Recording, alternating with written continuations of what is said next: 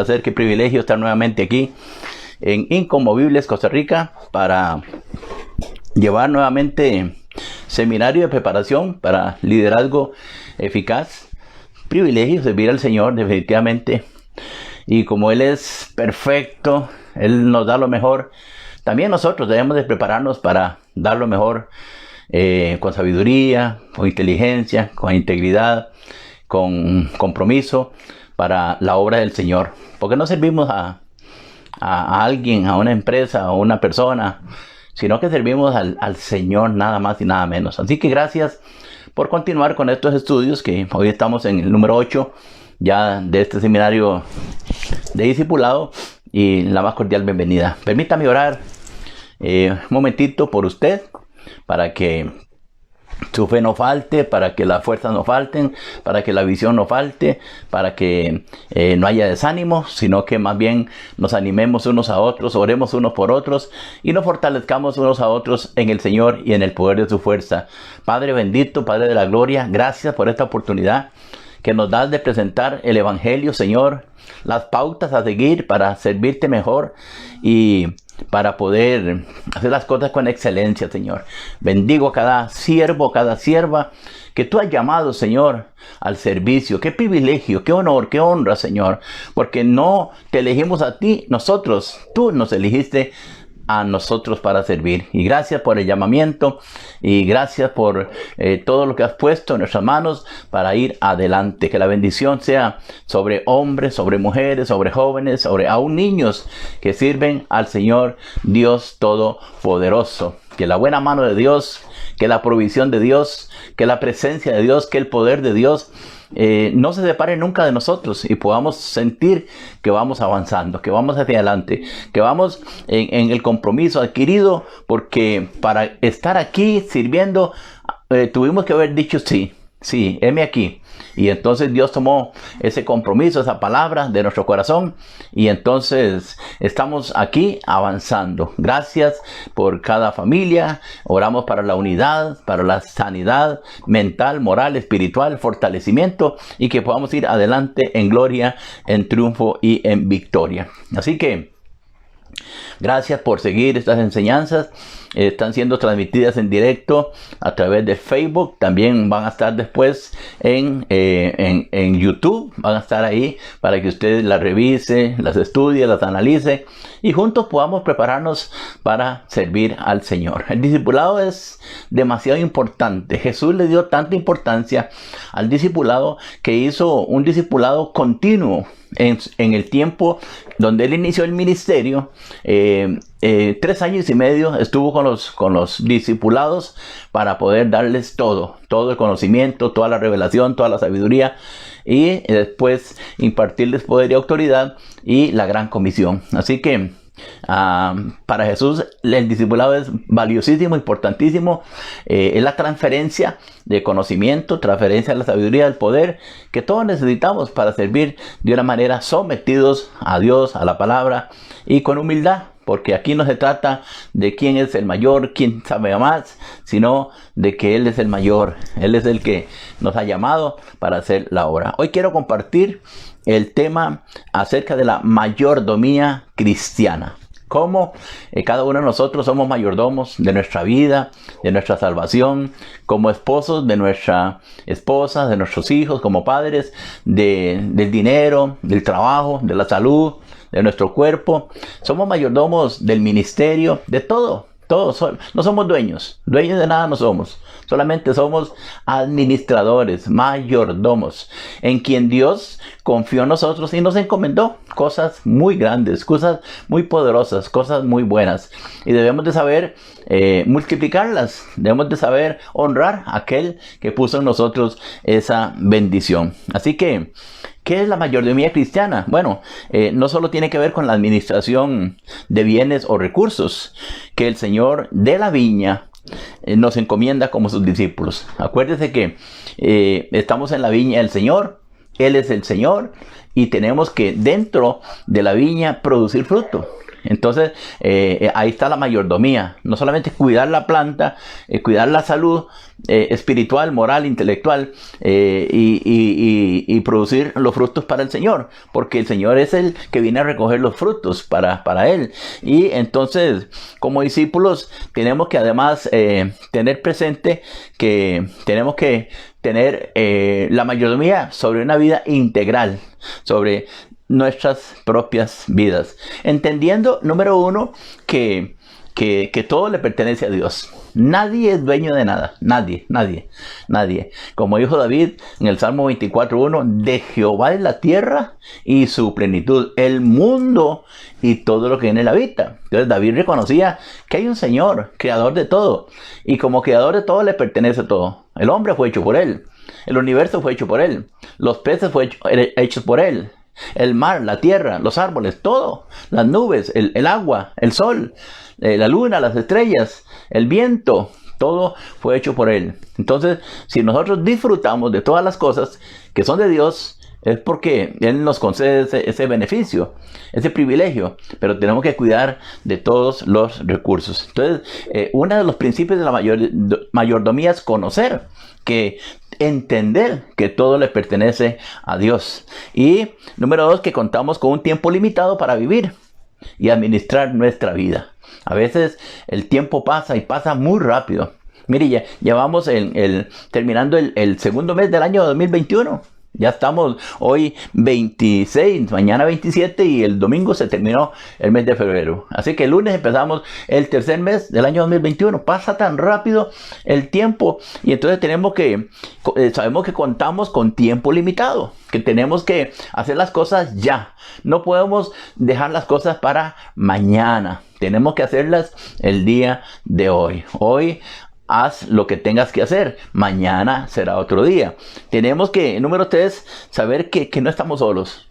No estamos en una isla, ahí solitos, sino que debemos compartir con toda la humanidad. Debemos compartir la tierra, debemos compartir el espacio, debemos compartir todo lo que nos rodea. Por eso una casa, un hogar se trata de eso, de una hoguera, de un lugar cálido donde papá, mamá, abuelos, hijos, nietos, bisnietos nos reunimos y compartimos como gente creada por Dios, como creyentes, como cristianos, en unidad. Porque David dice que qué bueno es estar los hermanos juntos, qué bueno es habitar los hermanos juntos en armonía. Allí está la presencia de Dios y está la bendición de Dios. También tenemos que saber que nuestro trabajo, lo que hacemos secularmente y lo que hacemos espiritualmente en el ministerio es un servicio que debe resultar placentero. Todo lo que hacemos, no podemos quejarnos. Bendito el momento en que tenemos un ministerio. Bendito el momento en que tenemos un trabajo. Hay gente que se queja todos los días del trabajo. Lo llama, no sé, despreciativamente. Y no sabiendo lo valioso que es. ¿Cuánta gente anhela un trabajo? Más en estos años que pasó y en este tiempo que hemos empezado, se quedaron sin empleo o con medio tiempo, no hubo ingresos y otros quejándose del trabajo, otros quejándose del ministerio. Si el ministerio es un placer, servir al Señor es un privilegio, haber sido llamados. No hay cosa más preciosa que hacer la voluntad del Señor y servir y fructificar en el reino de los cielos. Entonces sabemos que nuestro trabajo y ministerio deben resultar placenteros para cada uno de nosotros, porque servimos a Dios y servimos al prójimo, y tenemos que hacerlo no por fuerza ni por ganancia deshonesta, sino voluntariamente. Y también tenemos que, como punto número 5, que finalmente saber, entender que todo lo que hagamos lo hacemos para la gloria de papá, la gloria de Jehová Dios, la gloria del que es, del que era y el que ha de venir. Por eso Jesús le dijo a sus seguidores esta palabra en Lucas capítulo 12 verso 35 y les dice de la siguiente manera: estén ceñidos vuestros lomos. O sea, siempre estemos preparados, siempre estemos vestidos, siempre estemos listos y vuestras lámparas encendidas. 2 mandamientos, llamémoslo así, que el Señor Jesús le dice a los discípulos: voy a volver por cada uno de ustedes, pero manténgase vestiditos, manténganse alerta, manténganse con las lámparas encendidas, alumbrando, brillando, actuando. Y el verso 36 dice: y vosotros sed semejantes a hombres que aguardan a que su Señor regrese de las bodas, para que cuando llegue y llame, le abran enseguida. O sea, Él no espera que cuando venga nos encuentre durmiendo, nos encuentre pereceando, nos encuentre por allá haciendo otra cosa que la que Él nos mandó a hacer. Él espera que estemos despiertos, vigilantes, obrando para Él. Y entonces, ¿cómo estamos orando? Bueno, con las ropas puestas, ceñidos los lomos del entendimiento, en oración, en ayuno, en predicar, en aconsejar, en ministrar, en hacer la obra que el Señor nos encomendó. Y cuando Él venga, va a haber una palabra clave. Y dice el verso 37 de Lucas 12, que Él va a decir de su boca: bienaventurados. Bienaventurados aquellos siervos los cuales su Señor, cuando venga, halle velando. Entonces, de cierto os digo, mira qué lindo esto, hermano. De cierto os digo que se ceñirá y hará que se sienten a la mesa y vendrá a servirles. Después de haber servido toda una vida, ahora el Señor viene y nos encuentra sirviendo todavía. Dice: ahora sí, mi hijo, ahora sí, mi hija, ahora sí, venga, siéntese porque yo le voy a servir. Nada más, nada menos que el Señor sirviendo a nosotros. Porque Él, siendo Dios, vino a servir. Vino a servir y a darnos enseñanza. Y quiere cerrar con broche de oro nuestro paso a la eternidad en el llamamiento, dándonos el servicio a nosotros como sello de garantía de lo que Él vino a enseñarnos. Por eso, qué bueno memorizar la palabra. Tener ahí un campito en la mente, en el cerebro, en el corazón, donde podemos meter el tesoro de la palabra. Y me gustaría memorizar Lucas capítulo 16, verso 10, que dice: el que es fiel en lo muy poco, también lo es en lo mucho. O sea, si usted es fiel en aquel encargo que le dijeron que era poquísimo, que usted dice es menospreciable, no tengamos en poco las pequeñeces jamás. Nunca, porque empezamos por pequeño y vamos para grande. Si usted recibe un llamamiento, si usted recibe un cargo, una obligación pequeñísima, hágalo con todo el amor, hágalo con todo el esfuerzo, hágalo con todo el cariño. Porque si usted es fiel en lo poco, sobre mucho será puesto. Porque así lo dice el Señor. Y el que en lo poco es injusto, también en lo más injusto será injusto, también en lo mucho. Entonces el Señor ve el corazón. ¿Cómo recibe uno? Ay, pero yo a limpiar ahí los baños de la iglesia. Sea fiel porque ahí empieza de lo menor a lo mayor. Y me empezó tal vez haciendo una oración o leyendo versículos. Lo hizo con amor, con fidelidad como para el Señor. Y ahí empezó la mayordomía. Empezó el Señor a trabajar en nosotros el corazón de siervo. El corazón de siervo de Dios. Porque si uno rechaza lo pequeño, queriendo alcanzar lo grande, no, así no es como funciona en el reino de los cielos. Entonces mi propósito en esta hora es que usted y yo entendamos y aprendamos a utilizar y a manejar los recursos que Dios nos da.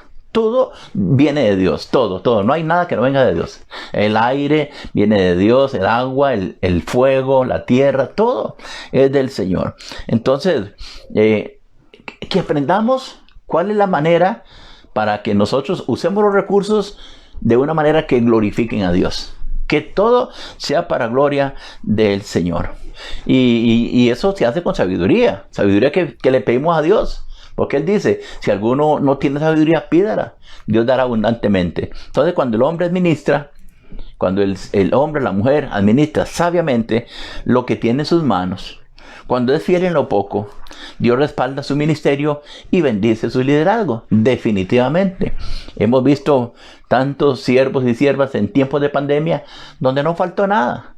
Porque lo poquito Dios lo multiplica. Todo en las manos de Dios. Acuérdese del chiquillo con los panes y los peces. Alimentaba a una persona y quedaba tranquilo. Pero en las manos de Jesús. Los recursos en las manos de Jesús. Él los levantó al cielo, los bendijo, oró y se multiplicaron. de tal manera que 5,000 hombres comieron, imagínense, además de las mujeres y los niños. ¿Qué cantidad de multiplicación? Matemáticamente no tenemos la calculadora para poder hacer esa operación. Tremendo lo que el Señor hace. Entonces, en esencia, la mayordomía es la ley, es una ley por la cual se gobierna una casa.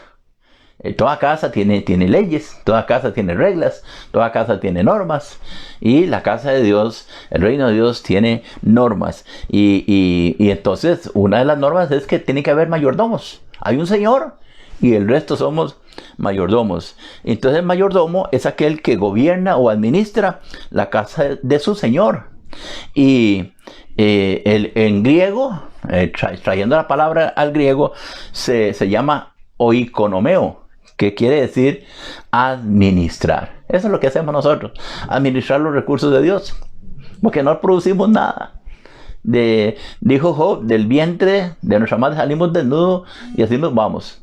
Pero lo que Dios nos da, tenemos que saberlo administrar. ¿Cuánta gente recibe una herencia que con esfuerzo un padre trabajó, se sudó, guardó, ahorró, y al final los hijos toman aquello y son malísimos administradores, son malísimos mayordomos, y pierden todo?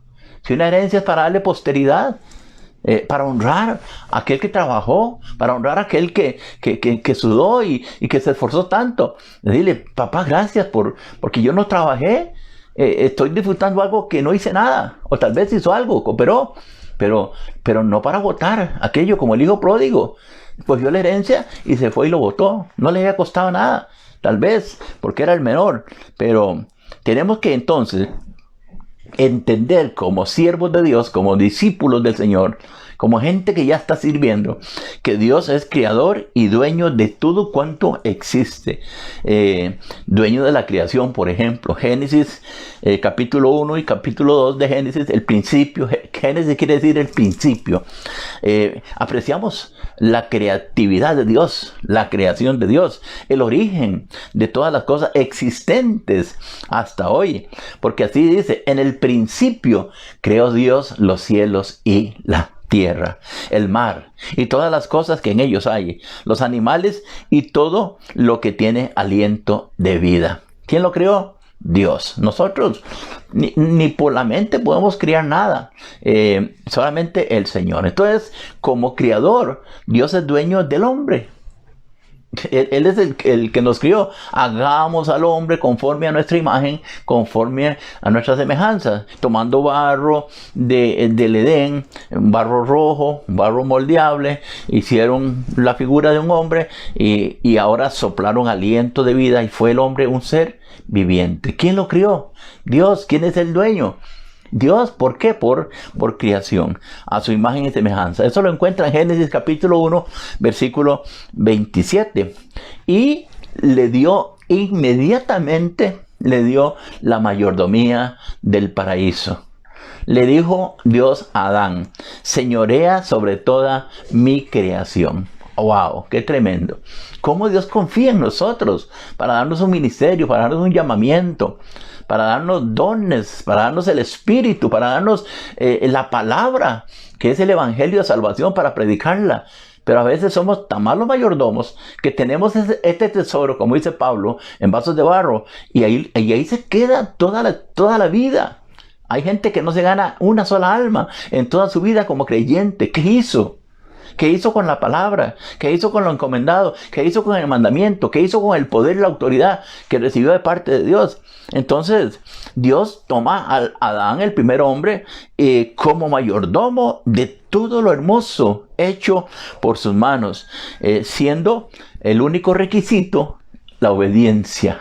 Obediencia total y rotunda. La única condición para que, y sigue siendo la misma, para ser mayordomos, tenemos que tener total obediencia, total sumisión a la palabra, al Señor. Pero hubo fracaso, claro que sí. Hubo un fracaso tremendo, un fracaso que afectó toda la humanidad. Hasta el día de hoy, 2000 años después de Cristo, y lo que antes se vivió, son como unos 6,000 años donde la consecuencia de la rebelión de Adán todavía la seguimos padeciendo todos los seres humanos.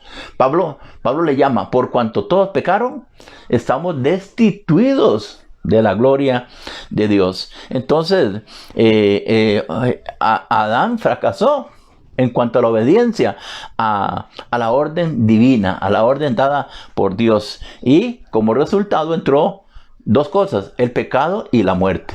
O póngalo como quiera, la muerte y el pecado. Entraron y a través de la transgresión de la obediencia, los seres humanos heredamos una naturaleza pecaminosa y nos convertimos en esclavos del pecado. Y no solamente esclavos del pecado, sino que fuimos destituidos, despedidos de la gloria de Dios. Eso lo dice Pablo en la carta a los Romanos, capítulo 3, verso 23. Dice, por cuanto todos pecaron, están destituidos de la gloria de Dios. O sea que cuando uno nace, esos bebés son preciosísimos. Pero ¿quién dice que nacieron con una herencia tan nociva, tan dañina? Que al final, para restaurarse, cada persona tiene que reconocer a Jesús como Señor. Tiene que reconocer que nació en pecado y tiene que arrepentirse de ese pecado para poder ser perdonado, limpiado y adoptado como hijo de Dios. Y venga la restauración de todas las cosas. Ahora, cuando eso sucede, cuando uno da ese paso de fe, entonces se convierte Jesucristo en nuestro Señor. En ese momento es cuando el Señor viene a ser mi Señor, mi Redentor y mi dueño. Llamémoslo así de esta manera, para que lo podamos entender. Todo aquel que confiesa a Jesús como Señor y lo recibe en su corazón, Dios le perdona. Y ahora tiene un Señor, un nuevo Señor. Antes tenía un Señor llamado Diablo, Satanás, que lo que quería era destruir, matar, hurtar, separarnos de Dios, llevarnos al Seol, al infierno, por la eternidad. Pero gracias al Espíritu Santo que nos abre el entendimiento, volvemos en sí y necesitamos ahora pasar de muerte a vida. Lo que se llama, somos liberados. ¿Por qué razón? Porque éramos rehenes del pecado. Pero en Cristo ya somos rehenes liberados mediante el pago de un rescate. ¿Quién pagó el rescate? ¿Papá? No. ¿Mamá? Tampoco. ¿Quién pagó el rescate? Jesucristo. Jesucristo pagó el rescate en la cruz, muriendo por nosotros, derramando su sangre allí en la cruz, pagando el precio del pecado por cada uno de nosotros. Nos rescató de la vana manera de vivir. La vida es una vanidad para todo el mundo, excepto cuando ya viene Cristo a nuestra vida, ya se convierte en una vida diferente, una vida que cambia personas, cambia familias, cambia hogares, cambia pueblos, cambia países. Cuando entra el Señor libertador del pecado, Él pagó el rescate con el precio de su sangre que derramó en la cruz del Calvario. Y nos hace justos, nos justifica delante de Dios nuestro Padre mediante la gracia. Porque no es de obras que podamos comprar con dinero, con cosas. La salvación no es por la gracia de Dios, es la redención que es en Cristo Jesús. Así que Romanos 3:24, el apóstol Pablo dice, siendo justificados gratuitamente. ¿Cómo dijo? Siendo justificados gratuitamente. ¿Qué le parece esa palabra? ¿Cuánto nos gustan las cosas regaladas? ¿Cuánto nos gustan las cosas gratis, verdad? Cuando no hay que pagar nada y dice, esto es gratis, y ese montón de gente recibiendo aquellas cosas gratis. Pero el Evangelio también es salvación. El Evangelio nos presenta la salvación, pero mucha gente no puede entender, no puede decir cómo algo tan grande va a ser gratis. Y entonces el enemigo lo ataca en la mente y uno empieza a hacer obras para poder salvarse. Y jamás por ahí se va a alcanzar. Entonces, ¿por qué? Porque hay algo que hace el Dios de este siglo, que es cega el entendimiento de los incrédulos, para que no les resplandezca la verdad del Evangelio, que es la gloria de Dios. Y por eso el Evangelio se presenta, la buena noticia, la buena nueva, y la gente no corre a lo que es gratuito. ¿Por qué? Porque está cegado.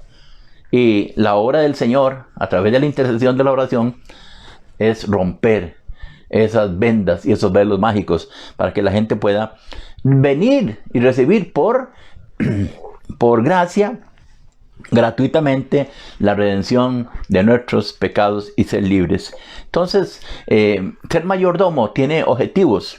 Por ejemplo, el principal objetivo es reconocer que Dios es nuestro Señor y que es el dueño de toda la tierra y su plenitud. Eso lo escribió David en el Salmo 24, 1, versículo 2, que ya lo leímos. Porque de Jehová la tierra y su plenitud, el mundo y todo lo que en él habita. ¿Por qué Dios se toma la atribución de decir, esto es mío? Bueno, porque Él la fundó, Él la creó, Él la hizo. Del mundo invisible lo trajo al plano visible, donde todos disfrutamos de la playa, disfrutamos de los bosques, disfrutamos de los volcanes, disfrutamos de la laguna, de los mares, de los ríos, de las quebradas. A la gente le gusta la parte acuática. Vemos cómo la gente viaja a todos los lados para bañarse en los ríos, disfrutando de lo que no creamos, pero por gracia lo podemos disfrutar. Y es porque Él la fundó, Él es el dueño y la firmó sobre los ríos. Entonces nosotros, repito nuevamente, solo somos administradores. Dios nos ha dado el privilegio de gozar de todo lo que nos rodea. Qué lindo poder disfrutar de las flores, de los colores, de las aves. Qué lindo poder tener esa visión de poder disfrutar de todo. Cuando hay una mente limpia, un corazón limpio, un corazón perdonado, uno ve la vida de maneras diferentes. Pero cuando hay pecado, hay amargura, hay odio, uno no puede ver esas cosas. Pasan inadvertidas. Vive uno como en blanco y negro. Pero cuando ¡pum!, viene la libertad gloriosa del Señor, todo se vuelve a colores. El arco iris se vuelve a colores. Todo se vuelve a colores porque es algo diferente. La mirada del creyente, la mirada del libertado, la mirada de aquel que no tiene esas cargas, afanes y preocupaciones, porque ha aprendido a echarlas delante del Señor. Entonces, el Señor nos da el privilegio de disfrutar con gozo de todo lo que nos rodea. Eso lo hizo Dios y se lo dijo a Adán. Génesis 1:28. Y los bendijo Dios. ¿Cuánto queremos la bendición de Dios? ¿Cuánto queremos ser benditos de Jehová? Y eso fue lo que hizo Dios. Después de haberlo restaurado, los bendijo Dios y les dijo, fructificad, multiplicados, llenen la tierra, sean los jueces de ella, señoreen. ¿A dónde? En los peces del mar, en las aves de los cielos, en todas las bestias que se muevan sobre la tierra. Mire, ya ahí está el primer mayordomo. Falló en cuanto a la obediencia, pero Dios le dio la oportunidad de poder cuidar de la tierra, del mundo, su plenitud, de todo lo que habita. Y nosotros como cristianos, como líderes, debemos ser ejemplo, pedir sabiduría para administrar sabiamente todo lo que Dios nos ha dado. Es que es demasiado lo que Dios nos da y no podemos pasar por alto las bendiciones y tenemos que honrarle con todo los bienes que Dios nos da. Y entonces, ¿qué encontramos en la vida? ¿Qué encontramos a veces en las congregaciones? ¿Qué encontramos en el mundo secular? Mayordomos malos. Sí, encontramos mayordomos malos, pero también encontramos mayordomos buenos. Qué buena noticia. También encontramos mayordomos fieles. También encontramos mayordomos irreprensibles. ¡Qué lindo! Qué lindo encontrar ese tipo de personas, los buenos, los fieles y los irreprensibles, que toman ese tesoro de la palabra, el tesoro del ministerio, el tesoro de los dones y los frutos del Espíritu, y pueden multiplicarlos, pueden bendecir a la obra, bendecir a las personas, porque el sinónimo de mayordomo es administrador. Eso voy a redundar en cuanto a estos términos, porque es importante que lo sepamos, que no somos dueños de nada, ni aún de la tierra que tenemos. Uno se cree el dueño de la tierra. Mire, vino sin nada de herencia y se fue sin nada. Ahí la tierra siguió en manos de fulano, en manos de sultano, en manos de perencejo, pero no la podemos llevar. Y hay gente que se pelea por la tierra, que ni la que está en las uñas nos llevamos. Es tremendo como uno no entiende que uno no es dueño, que es administrador, y qué lindo poder tener una parcela, qué lindo poder sacarle provecho, qué lindo hacer aquello como un paraíso, que la gente dice, wow, qué linda esa tierra, porque hay una mayordomía sana. Entonces el administrador es por excelencia una cualidad que Dios nos da. ser administradores. Y demanda de nosotros, por supuesto, que nuestros ministerios sean diferentes, que produzcan fruto. Por ejemplo, Pablo dice en 1 Corintios, capítulo 4, verso 1, dice a la iglesia: así pues, téngannos los hombres por servidores de Cristo. Eso es lo que somos, siervos. No somos dueños del evangelio. No somos dueños de la iglesia es el cuerpo de Cristo, pero el dueño es Jesús. Él la compró con su sangre. Pero nos es dado a nosotros el privilegio de administrar a los santos, administrar las almas, bendecirlas, liberarlas, aconsejarles, sanarlas, que vayan prosperando en todas las áreas, como Dios quiere que así sea, porque Él desea que todos seamos prosperados en todas las cosas y que tengamos salud, así como prospera nuestra alma. Ahora, Pablo dice a la gente, porque la gente, donde veía a Pablo, en figura no deseable, pequeñito, con cierta cosa ahí en los ojos, pero la palabra era poderosa. Él sabía administrar ese tesoro que tenía. Y entonces la gente, al ver maravillas, milagros, proezas, empieza a ser dioses de la gente, a ser ídolos. Pero dice Pablo: no, tranquilos, no. Nosotros somos personas como ustedes. Simplemente se nos confió los misterios de Dios. Se nos confió el evangelio de Dios. Y así que ustedes téngannos por servidores de Cristo y administradores de los misterios de Dios. Solamente eso somos. El poder que Cristo impartió lo tenemos nosotros, pero solamente lo usamos para el bien, para la gloria de Dios, no para nuestra gloria. No para que me sigan a mí. No para que digan que fui fulano y sutano, que fue tal ministerio el que está haciendo cosas. No, Dios las hace a través de los ministerios, a través de los hombres. Y ahora bien, dice Pablo, está bien, tenemos eso de Dios, entiéndalo. Porque la gente cuando Pablo y Silas andaban por Asia, se arrodillaban y los veneraban y los adoraban. Creían que Zeus y otros dioses que habían bajado del cielo, que tenían poderes. Y no, porque estaban acostumbrados a adorar en Atenea y en Atenas, todo ese montón de ídolos. Aún tenían un altar ahí que no tenía nada, que decía al Dios no conocido. Ellos adoraban a lo que no veían. Y Pablo les dice: este que ustedes no conocen, yo se lo voy a presentar. Ese es mi Salvador. Ese es mi Señor, ese es a quien sirvo, y a Él sea la gloria, a Él sea la alabanza. Quiero administrar bien la palabra que se me dio, el encargo que se me dio, el poder del evangelio que se me dio, para honra y gloria del Señor. Así que, pero dice Pablo, ahora bien, se requiere de los administradores que cada uno sea hallado fiel. Tenemos que actuar con fidelidad, tenemos que ser fieles en lo poco, porque si somos fieles en lo poco, sobre mucho se nos confiará. Y eso es lo que dijo Jesús a los seguidores en Lucas 16, capítulo 16, verso 10, le dice: el que es fiel en lo muy poco, también en lo más es fiel. El que en lo poco es injusto, también en lo más es injusto. Pues si en las riquezas injustas no fuisteis fieles, ¿quién os confiará lo verdadero? Si en lo poquito que teníamos nunca sembramos, nunca dimos, nunca apoyamos, nunca hicimos nada, ¿quién me va a dar lo verdadero? Hay gente que da como pobre y le dice: Señor, bendíceme como rico. ¿Cómo? No puede ser eso, porque soy infiel en lo poco, excepto como la viuda, que lo que tenía eran 2 blancas, 2 moneditas, y las echó, y Jesús dijo: wow, esta ha dado todo lo que tiene, porque Dios conoce el corazón. Él sabe cuánto tenemos en la bolsa, cuánto tenemos en la cuenta, cuánto tenemos y que proponemos en el corazón dar, pero después viene la codicia y no nos deja dar. Entonces somos infieles en lo que Dios pone en el corazón que demos y no lo hacemos, y queremos que Dios nos devuelva cantidades exorbitantes de bendiciones, y sobre todo financieras.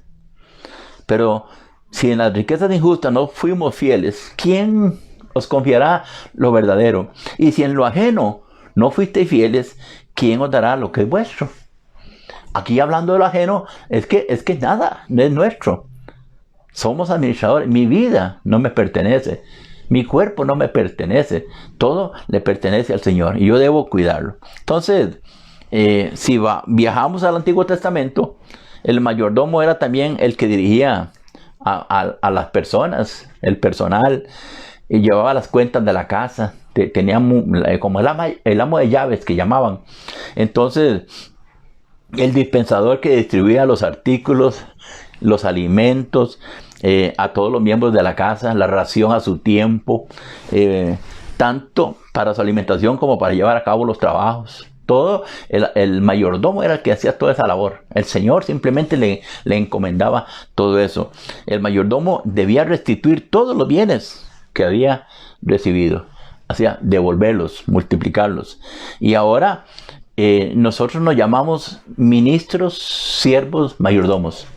Eso es lo que somos. Soy ministro del Señor, ministro a Dios, ministro a la palabra, pero soy siervo.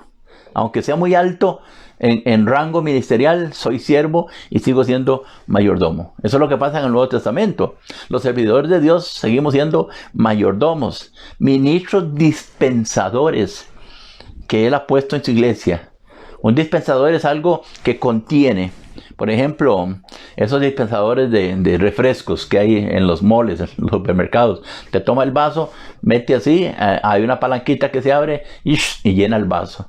Así es, un ministro, siervo, administrador, provee, ministra, dispensa la gracia, el poder, la palabra.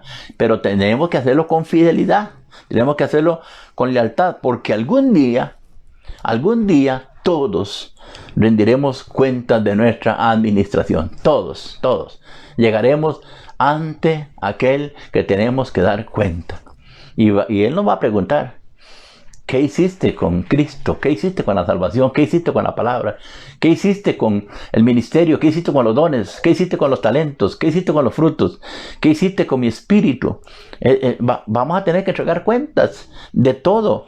Porque ahí aparece en Lucas 16:2, cuando Jesús vino a hacer cuentas, porque le había entregado a uno 10 talentos, a otro 5, a otro 2, como mayordomos. Confió, de acuerdo a la capacidad les dio. Dice Lucas 16:2, entonces le llamó y le dijo: ¿qué es esto que oigo acerca de ti?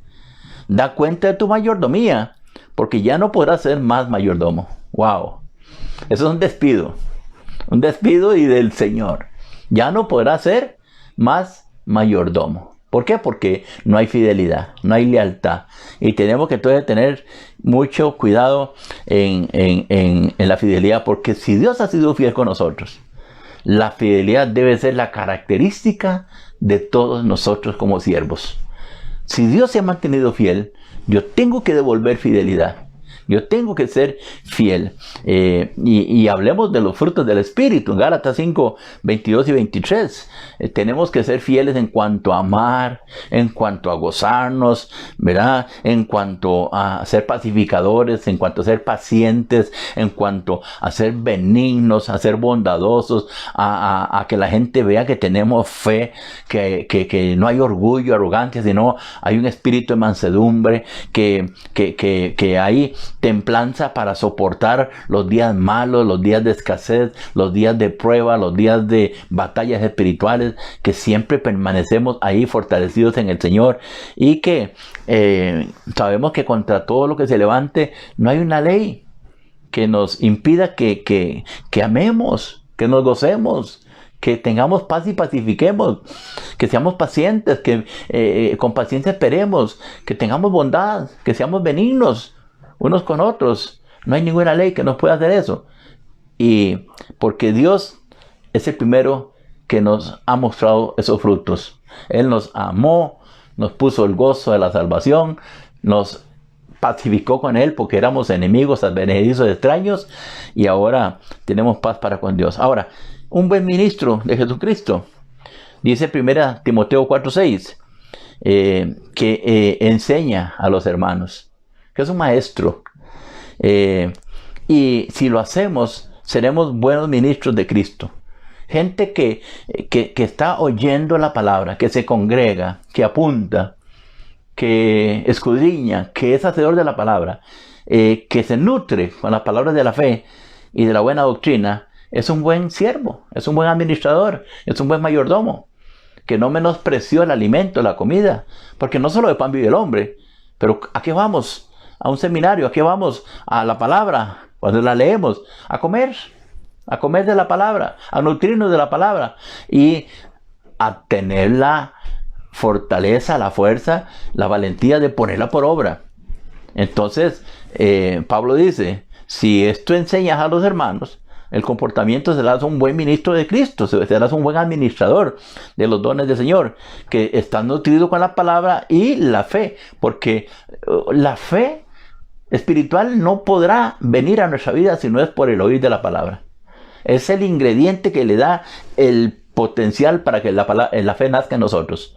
Así dice la palabra, porque la fe es o viene o nace por el oír de la palabra de Dios. Entonces, para ser ministro a los gentiles, necesitaba fidelidad.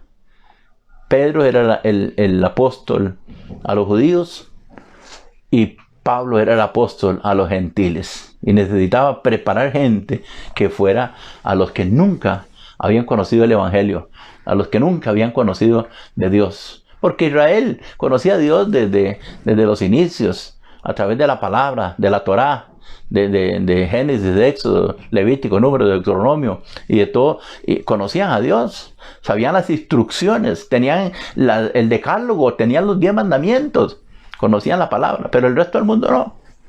Y entonces hubo necesidad de que el Evangelio se esparciera. Entonces Romanos 15 y 16, para ser ministro de Cristo a los gentiles, dice Pablo, ministrando el Evangelio de Dios, para que los gentiles le sean ofrenda agradable, santificados por el Espíritu Santo. Cuando el Evangelio entra a aquel que no conocía la palabra, abre su corazón y el Señor entra y lo transforma, le da el nuevo nacimiento, ahora es olor fragante para Dios. El cielo dice que se llena de gozo cuando un pecador se convierte. Entonces, ahora vamos a ver las implicaciones. Las implicaciones de la mayordomía. Hablar de mayordomía no se refiere únicamente al aspecto financiero, porque a veces solamente nos dirigimos a ese aspecto financiero, aunque las finanzas son parte de la mayordomía. Mas Dios está también interesado en que nos entreguemos completamente a Él. No solamente es la parte financiera, sino todo nuestro ser, espíritu, alma y cuerpo. ¿Por qué? Porque Él lo guardará irreprensible. Es el único que puede guardarlo irreprensible. ¿Por qué lo hace? Porque Dios es amoroso. ¿Cuántos decimos amén? Dios es amoroso. Dios es bondadoso. Dios apela a nuestro corazón, a nuestro entendimiento. Y solamente si somos obedientes, podremos entonces ser buenos mayordomos y administradores de Jesucristo. Entonces, el Evangelio son las buenas nuevas. Evangelismo es compartir esas buenas nuevas. ¿Cuántas almas, cuántas personas no se han ganado a otra persona? Evangelismo, dice Spurgeon, que es un mendigo que encontró donde hay pan. Y va y le dice a otro mendigo, allá hay pan. O sea, el mendigo encontró el pan de la palabra. Ahora por la palabra recibe salvación. Y no se queda. Ya, yo me salvé y me voy ya, tranquilo. No, hay que ir a decirle al otro mendigo, ¿dónde encontrar el evangelio de salvación? Entonces, tenemos que ser administradores del evangelio. Tenemos que convertirnos en evangelismo. Tenemos que ser parte de la gran comisión, del gran mandamiento. Por eso Jesús lo dejó clarísimo cuando iba a ser subido al cielo. Él reunió a los discípulos y les dijo, toda potestad me es dada en el cielo y en la tierra. Por tanto, vayan y hagan discípulos a todas las naciones. Bautícenlos en el nombre del Padre, del Hijo y del Espíritu Santo. Enséñeles a guardar todas las cosas que yo les he enseñado. Y cuando vayan a hacer eso, cuenten con mi presencia. Cuenten que yo estaré con ustedes todos los días hasta el fin del mundo. Qué tremenda mandamiento, qué gran comisión y qué gran palabra del Señor para decir, cuando vayan, yo estoy. A veces no vamos y Dios no está. ¿Por qué? Porque no está comprometido. Él se compromete con los que queremos hacer la predicación, el evangelismo. Y gracias a Dios por los ministerios que están trabajando, evangelizando naciones enteras. Ahora, vamos a entrar a la parte de las finanzas. ¿Cuánta gente se hace sordo a cooperar con la iglesia, a dar diezmos, a dar ofrendas, a dar ayuda económica? Hablan y el que más habla es el que menos da. Entonces, ¿qué es lo que hace la palabra?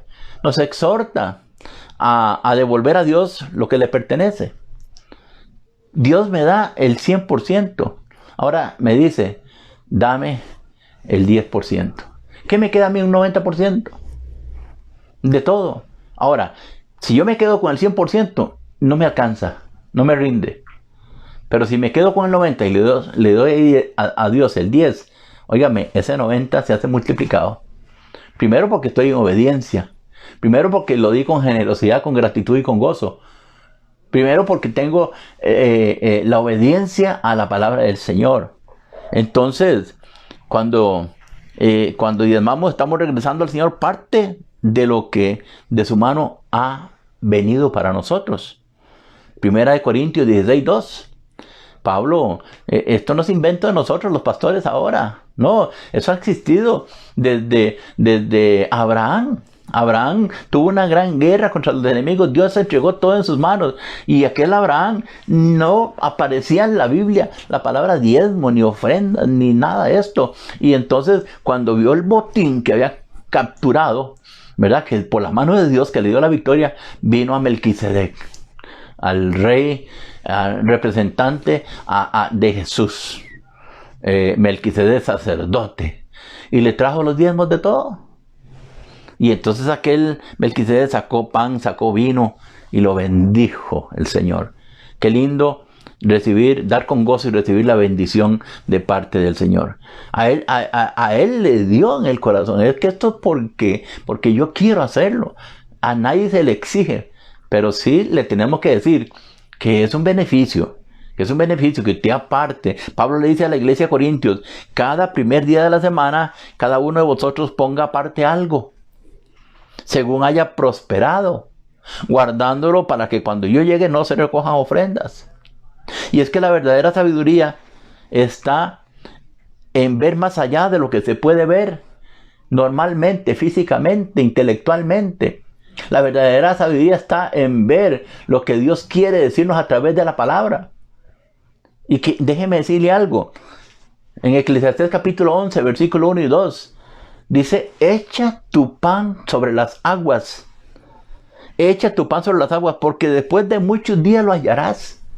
¿Qué está diciendo el Señor? Que reparte a 7 y aún a 8, porque no sabes el mal que vendrá sobre la tierra. ¿Quién esperaba la pandemia? ¿Quién esperaba el coronavirus? Nadie. Nadie en todo el mundo. Pero vino, ¡fum! Ahora, ¿cuánto pan has puesto en las aguas? ¿Cuánto pan personalmente usted ha echado sobre las aguas?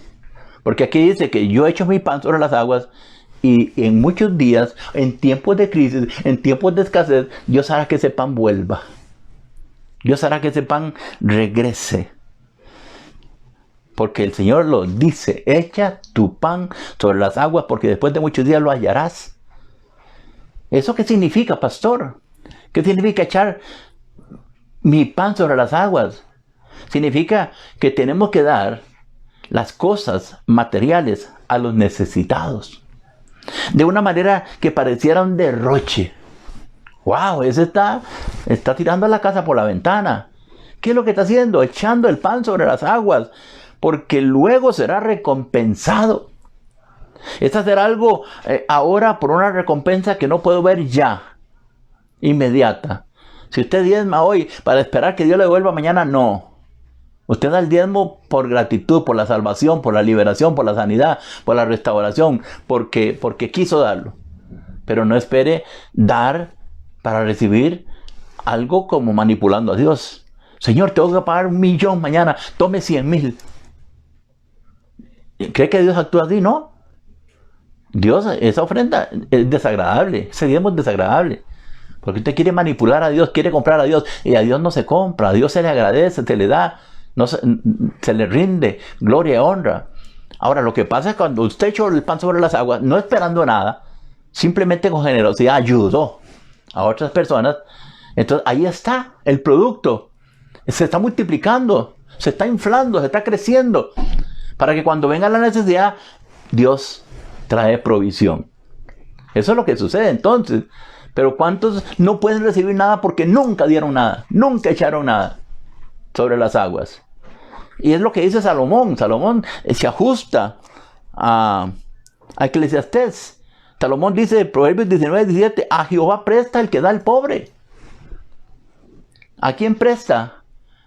Al que da al pobre, a Jehová. Y el bien que ha hecho, se lo volverá a pagar. ¿Quién se lo paga? El pobre. El pobre no puede. El pobre no tiene. El pobre se comió lo que le dimos, gastó lo que le dimos. Pero hay alguien que dice, este pan lo echaron sobre las aguas y yo me comprometí en la palabra de devolverlo. Y entonces viene el pago. Cuando de pronto una bendición por aquí, otra bendición por allá, porque echamos el pan sobre las aguas. Pero hay gente que no echa nada y quiere que el Señor le devuelva en los momentos de crisis. Y por eso es que tenemos que hacerlo religiosamente, generosamente. Dar el diezmo, dar ofrenda, dar contribuciones para la obra del Señor. ¿Por qué Israel es bendecido? Porque Dios le dice a Moisés, constrúyeme algo hermoso, algo glorioso, algo poderoso, algo digno de mí. Y Moisés simplemente no tenía nada. Estaba con las manos vacías, pero le transfirió la petición de Dios al pueblo. Y el pueblo trajo y trajo y trajo y trajo. Echó el pan sobre las aguas. Que Moisés dice, ya no traigan más. Ya no traigan más. ¿Y qué hacía Dios con el pueblo? Bueno, proveerles todos los días el maná. Proveerles cobertura contra el desierto. Proveerles cobertura contra el sol. Proveerles carne. Proveerles su presencia. Pero a veces queremos todo de Dios, pero no damos nada. Es como pellizcar un vidrio.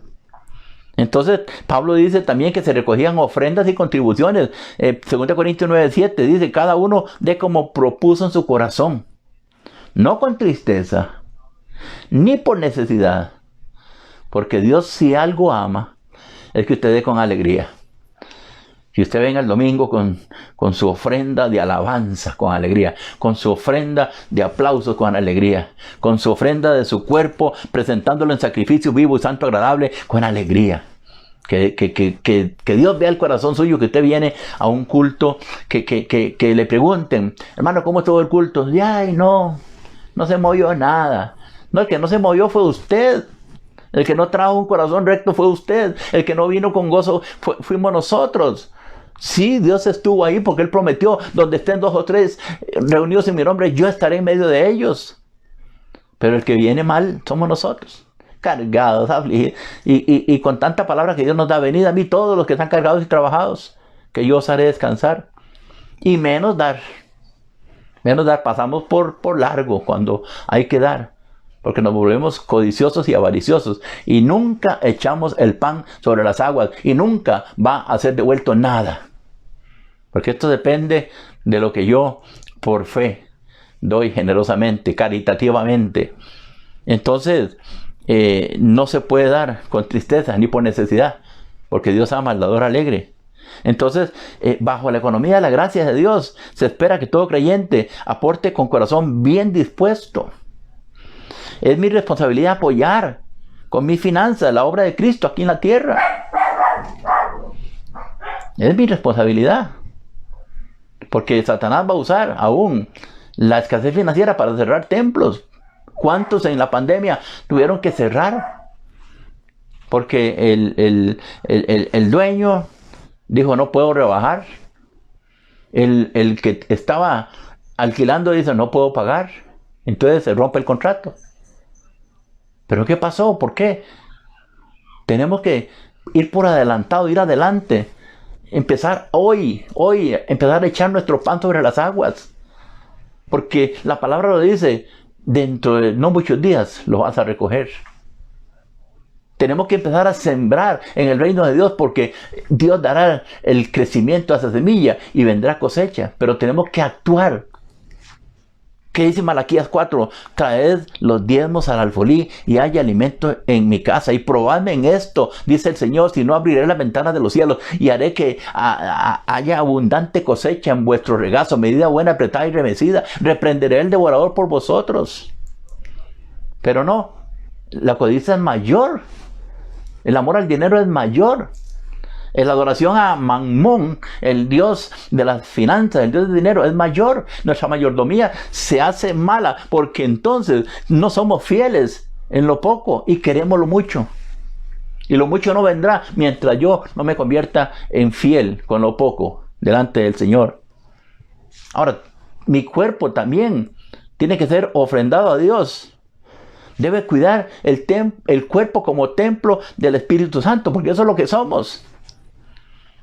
Porque somos templo del Espíritu Santo, porque Él mora en nosotros. 1 Corintios 6:19 dice, o ignoráis, creyente, cristiano que te congregas, que vuestro cuerpo es templo del Espíritu Santo, el cual está en vosotros, el cual tenéis de Dios y que no sois vuestros cuerpos.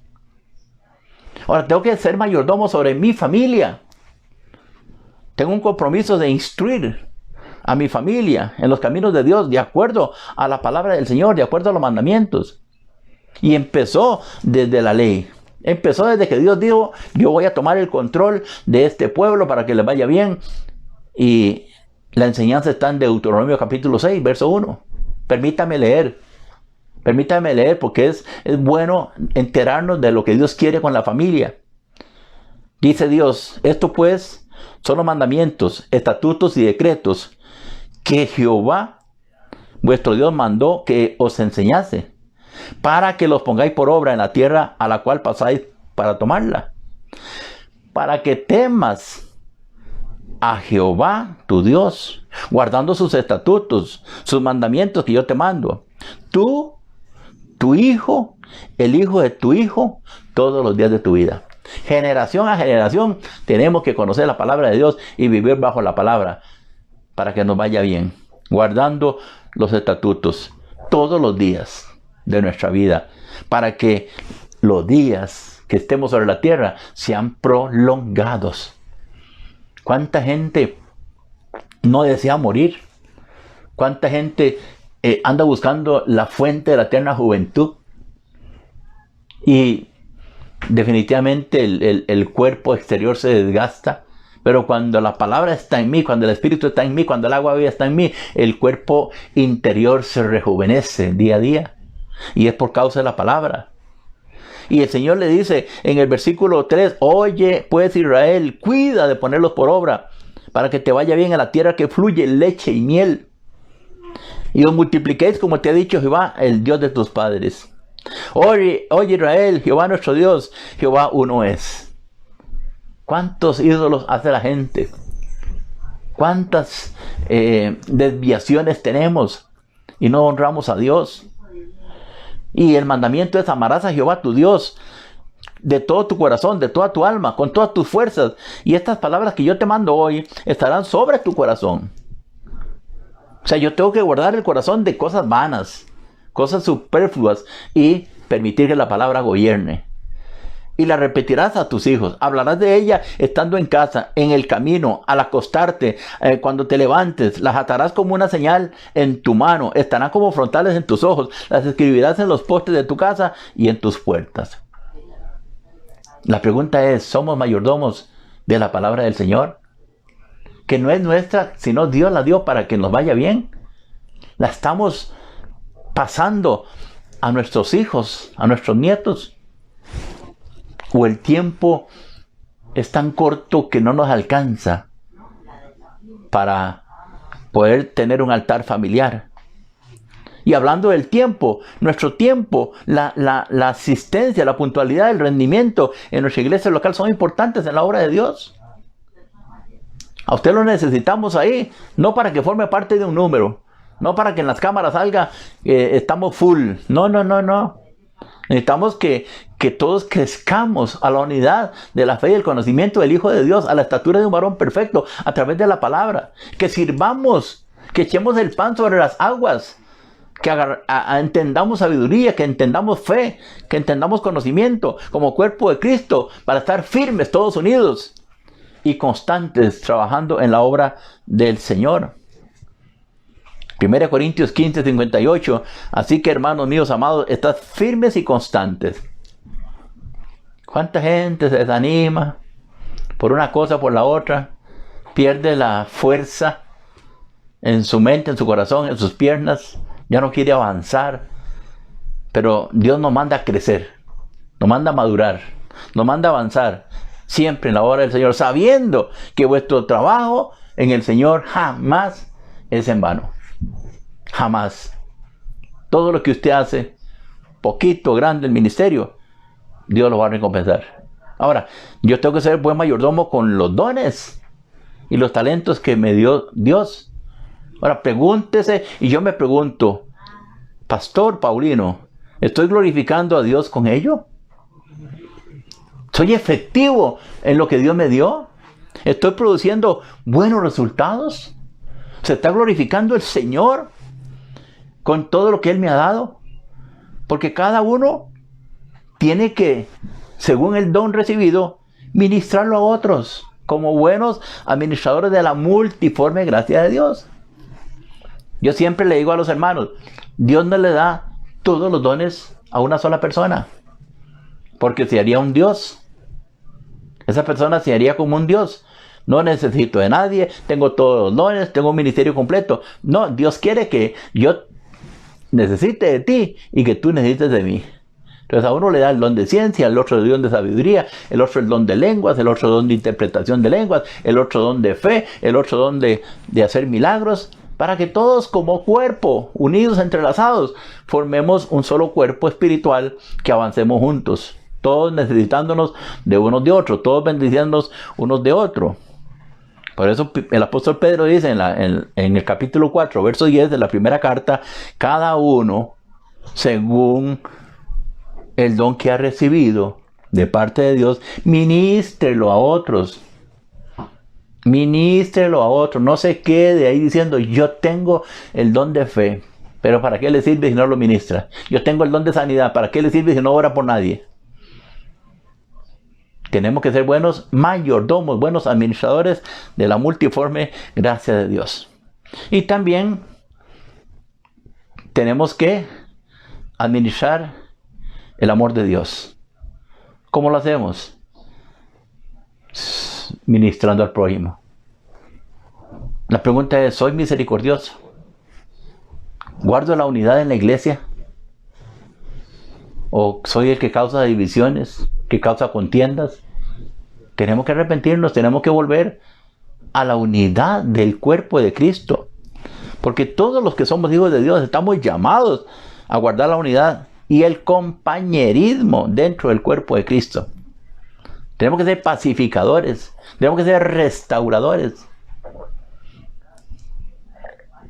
Como líderes, tenemos que facilitar a otros el que sirvan, el que crezcan, el que maduren. Gozarnos con el que Dios llama, gozarnos con los dones que Dios le da al otro. Jamás entrar en celos y contiendas, porque Dios usa una persona. Bendito el nombre del Señor, que mande gente a la congregación, que venga con esos dones, frutos y ministerio del Espíritu Santo. Por eso Pablo le dice a la iglesia de Éfeso, que tenía ciertos problemitas, le dice, ustedes tienen que estar solícitos en guardar la unidad del Espíritu en el vínculo de la paz. Eso es. Tenemos que unirnos, porque ahí se mueve el Espíritu de Dios, en la unidad, en la unanimidad. Así estaban los discípulos. Como dijo David, Salmo 133, mirad cuán bueno y cuán delicioso es habitar los hermanos juntos y en armonía. ¿Qué pasa con una sinfónica? Una sinfónica tiene 50 instrumentos diferentes, de percusión, de viento, de cuerdas. Pero a la orden del director, ellos tocan en una misma nota y se forma una sinfonía. Algo que a usted le place en los oídos. Nadie entra con otra nota ni fuera de tiempo. están juntos, unánimes, en armonía. Y así debe ser la iglesia, la nota del Espíritu, la nota de la obediencia, la nota de estar sometido, la nota de dar, de presentarnos delante de Dios. Concluyo esta noche dando gracias al Señor por usted, por la atención, por la palabra. A veces es dura, pero es buena para consolar, para edificar y para exhortar la vida de cada uno de nosotros. ¿Cuál es el deseo que Dios quiere para nosotros? Que seamos buenos administradores de todo el bien y la bendición que el Señor nos ha dado. Porque hay promesa.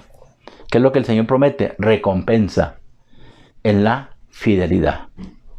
Así que la próxima semana vamos a continuar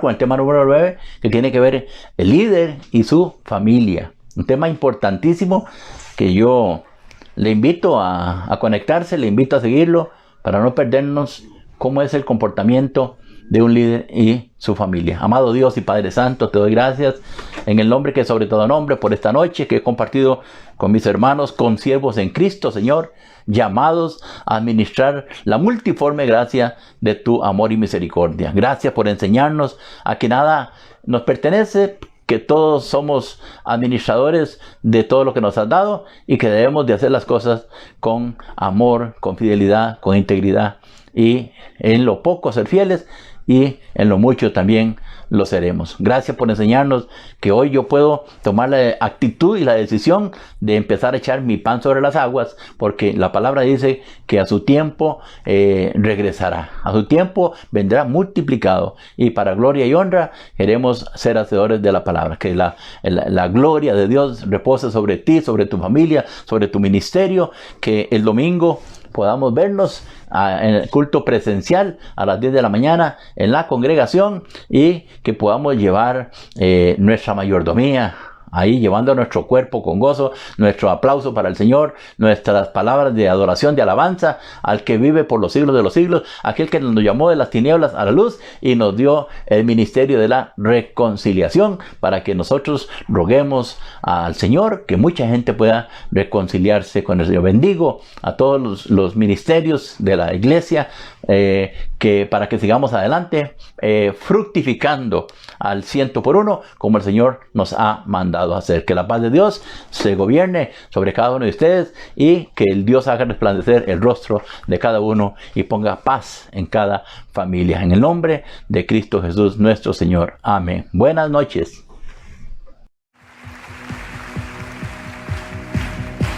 Siendo en forma de Dios, vive toda la creación.